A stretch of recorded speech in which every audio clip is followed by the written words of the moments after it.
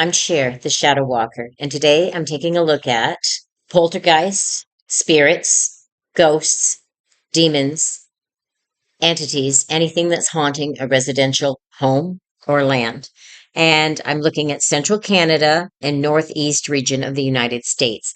I'm starting with Quebec and a stone thrower poltergeist in the Gaspé Percé region. Beautiful. If you've never seen Percé Rock, I'm going to tell you, please go and see it. You will love it there. Sunday, April 5th at 10:20 p.m., a private residential home in Percé, coastal region. I have a lot of relatives there. A homeowner and their teenage daughter. They were alerted by the sound of glass breaking in the upstairs hallway. Upon investigating, they found several small, smooth river stones on the floor, despite the windows all being closed and locked. As they stood there, a heavy metal frame mirror lifted off of its hook and dropped to the floor. They reported a vibrating hum that felt like it was coming from the floorboards. Initially, they reported it to a local family member suspecting a prank and later reported it to the Quebec Paranormal Society. This is the second stone throwing incident at this address in the last 48 hours. And in the Laurentians and St. Jerome area, this is the area where the Par de Chute is, so there's a lot of activity there with hellhounds and dogman sightings. So on Monday, April 6th at 1:15 a.m., a modern residential home in the St. Jerome area, lone resident, he was a shift worker. The resident heard their spouse's voice calling them from the kitchen. Knowing their spouse was asleep upstairs, they entered the kitchen to find it empty. All the cupboard doors were standing wide open. A shadowy, spindly figure was seen standing in the corner of a room. It made a clicking sound before dissolving into a gray mist. They shared it on the Atlantic Quebec digital scanner, and they reported it to a private investigator to come in and investigate. And while the resident has felt watched for weeks, this is the first physical or vocal manifestation. This is the time of the year that these things are going to occur. In Montreal area, the West Island area, on Saturday, April 4th at 11:40 p.m. So it's a residential home in West Island, Montreal. A couple, they witnessed a double teleportation event. A specific package of food moved from the freezer to the counter instantly while they were in the next room. When they saw the black mass move through the kitchen wall, they described a sudden overwhelming smell of old wet wool and noticed all their battery operated devices, remote flashlights, had died simultaneously. They reported it to the Montreal Haunt. The couple has experienced object displacement once a month since January, but the black mass is a new development. They should definitely have somebody come in, but remember the exterior first. Equipment really not needed. You need a good qualified shaman or a psychic to clear this for you. So in Toronto, on April 5th at 11:15 p.m. in a private 100-year-old historic home in Western Toronto, a young professional couple. They were alerted by the sound of running through the hallways when the house was otherwise empty. Upon entering the kitchen, they witnessed appliances open and closing on their own. The male resident reported a shadowy, human-like figure playing off the walls that had no physical source. They also described a sensation of overwhelming sadness in the room immediately following the activity.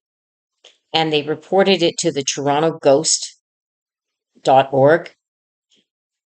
And I guess they've come there to help them with it. And the residents have been fed up, terrified for 2 weeks, but the physical manifestations of appliances moving is intensifying and escalating over the last 48 hours. If anybody knows these people or you're listening to it, just email me and I'll help you for free.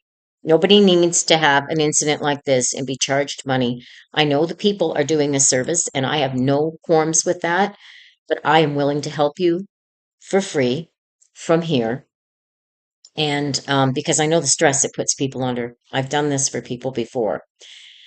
On Saturday, April 4th at 10:30 p.m., and this is in the Ancaster area, Hamilton, a resident's home This is historic district of Ancaster. Two homeowners were home at the time and they had their neighbor over. They reported heavy dragging noise coming from the attic, followed by disembodied footsteps moving throughout the upper floor.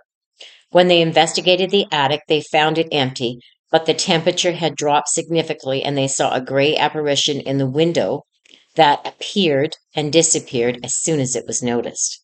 And they reported it to the Hamilton Public Library's local ghost archives. And suspected to be historical repeater.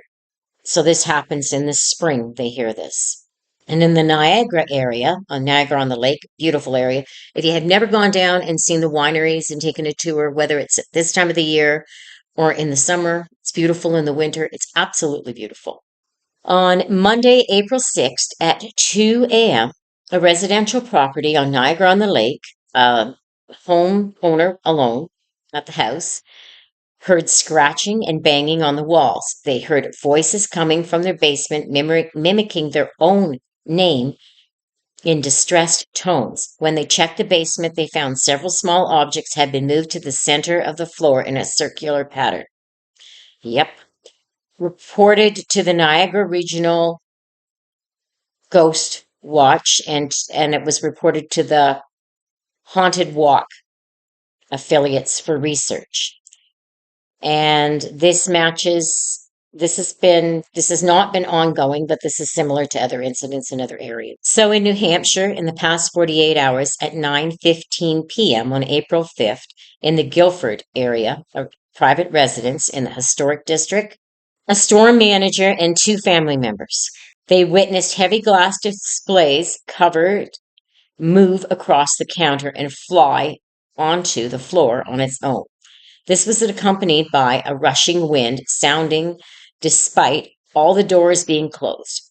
All paranormal activity started at once, and a paranormal investigator later confirmed surveillance footage showed objects moving with significant force. And they reported it to the private research group and a psychologist down there. I don't know why, a parapsychologist down there. His name is Brian J. Cano. And yes, this is an ongoing thing. And it dates back in this building to 1745. It's not the building, it's the land. So whoever's investigating this, it's the land. And in the North End, near Manchester, at 3 a.m. on April 6th, a family residential home in the northeast end of Manchester. So there was a tenant in the one area living alone. The tenant reported hearing their mother's voice calling them from the hallway. When they opened the door, the hallway was empty, but they saw a small dark blob about the size of a dog dart into the bathroom. Upon entering the bathroom, they found the tub was filled with ice cold water and it hadn't been there minutes before. And they reported it to the New Hampshire Paranormal Digital Law. Okay. And this has been escalating. And it begins in the spring, and the vocals and then the water displacement, that's new.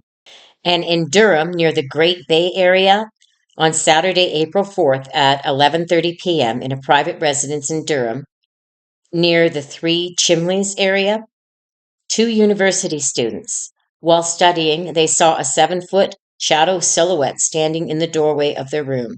The figure was described as super dark and making it impossible to see behind the wall.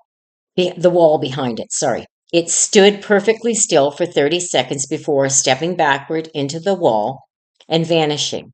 They reported a strong smell of ozone immediately afterwards, and they reported it to the New England Legends Project affiliates. And this has been ongoing, known as a hotspot or static zone. Signatures in that area, this is what's happening. And now we're taking a look at Vermont on April 5th at 11:30 p.m. The old north end of Burlington, a lone resident, a graduate student. The resident was studying when they felt an intense chill and saw a tall, opaque shadow form standing by the window. The figure appeared to be leering in, and when the resident turned on the lamp, the figure did not vanish immediately, but stretched towards the ceiling before dissolving. This was accompanied by a metallic scraping sound on the exterior glass. They initially shared it on a Vermont based digital scanner group, and it was later logged in the New England Society for Psychic Research.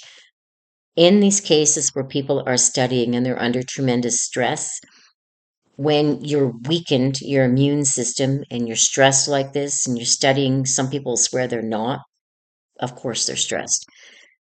This occurs. You're giving that negative energy of stress to the entities, and this is why they can do this. So, in the Bennington rural area, a poltergeist on April 6th at 2:15 a.m. A historic farmhouse in the outskirts of Bennington, and a couple was home with their dog. They were awoken by the dog growling at the bedroom door. They heard a distinct sound of heavy rhythmic footsteps ascending the wooden staircase. When they opened the door, they witnessed a heavy antique face on the hallway table slide slowly to the edge and shatter. They reported a strong smell of ozone or wet earth, and they reported it to the Vermont Paranormal Investigators Group. And the couple has reported disembodied humming in the house since late March, but this is the first incidence of physical damage. On Saturday, April 4th at 10:45 p.m. in the, it says basement Cavendish area. Okay, a homeowner. The resident reported the sound of muffled sobbing coming from the floorboards of the kitchen, leading to the basement. When they entered the basement, they saw a translucent blue mist that seemed to hold a human shape for several seconds. The resident described a feeling of static electricity so thick that it tingled their skin. And they reported it to the property owner to check, and they reported it to the private Atlanta data paranormal log.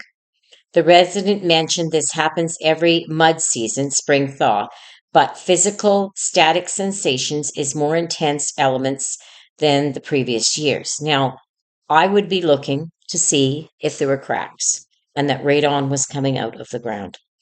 Very important, and it's easy enough to do. Pennsylvania, over the last 48 hours. In Allenstown at 10:40 p.m. on April 5th, and this is a private residence in the West End, a homeowner and their adult son. They reported hearing a loud clatter coming from the kitchen. Upon investigating, they found that all canned goods from the pantry had been removed and placed in a perfect circle on the kitchen floor. While standing there, the witnesses observed the light fixture begin to rotate on its own. They described a sudden, overwhelming smell of sulfur and noticed their cell phones had dropped from 80 to 0 instantly. Initially reported to see if it was a power surge, and then they reported to the Pennsylvania Paranormal Association. And this is the first physical displacement at this residence, though the owner mentioned heavy footsteps in the hallway for the last 3 days. And in the West Pittston area, on Monday, April 6th at 1:15 a.m. So this is a homeowner owned that was alone. The resident heard their voice calling from the basement. When they looked into the hallway mirror, they saw a dark, figureless mass standing behind the reflection. The figure reportedly tapped on the inside of the glass before vanishing. The resident reported a vibrating hum that could be felt in their teeth during the encounter. And they reported it to the Atlantic Northeast Digital Tracking Group. In this area, there's a lot of that goes on, apparently. And in a staircase incident in the Gettysburg area, residential. On Saturday, April 4th at 11:15 p.m., a private home in Gettysburg, 2 house guests, they witnessed a solid black 7-foot figure standing at the top of the staircase. The entity did not have a face but appeared to be leaning over the banister. When one guest shone a flashlight at it, the shadow absorbed the light rather than being illuminated, then stepped back into the wall and vanished, and they smelt ozone immediately afterwards. and they reported it to the homeowners and subsequently to a private ghost log. So whenever there's a barometric shift, this homeowner says that they see this figure. So in New York in the last 48 hours, there was a poltergeist incident on April 5th at 11:20 p.m. at a private Victorian residence in the Yak near the historic Ghostbusters Law District. A homeowner and their teenage daughter reported a sudden vibration in the floorboards, followed by all kitchen cabinet doors slamming upon opening and shut. So they'd slam open and then they'd shut in a rhythmic pattern while they watched. And then they reported objects being lifted off their hooks and dropping into the sink. And they described a metallic clicking sound and a sudden drop of temperature to 48 Fahrenheit. They reported it to family members, and then they reported it to the Hudson Valley ghost hunters. And this home has heard phantom steps, but no physical violence of objects being moved. And this is intensified or escalated within the last 48 hours. And in the Buffalo area, a homeowner who was home alone, the resident heard their own voice calling from the second floor landing. Upon looking up, they saw a 7-foot featureless black mass standing at the top of the stairs. The figure appeared to flicker like static before moving into the bedroom wall.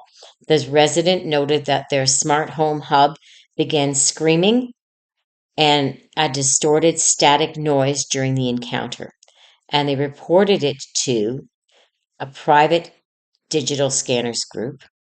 And in Saratoga Springs on the April 4th at 10:15 p.m., two roommates, they reported a sound of a distressed sobbing coming from the basement. When they investigated, they found the basement floor was covered in a thin layer of frost despite the heating being on.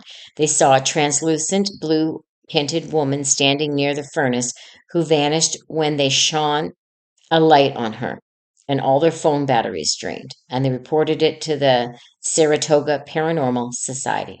In Michigan, over the last 48 hours in the Hemlock area on Sunday, April 5th at 11:05 p.m. So this is on Dice Road corridor and in brackets Hemlock, a residential property.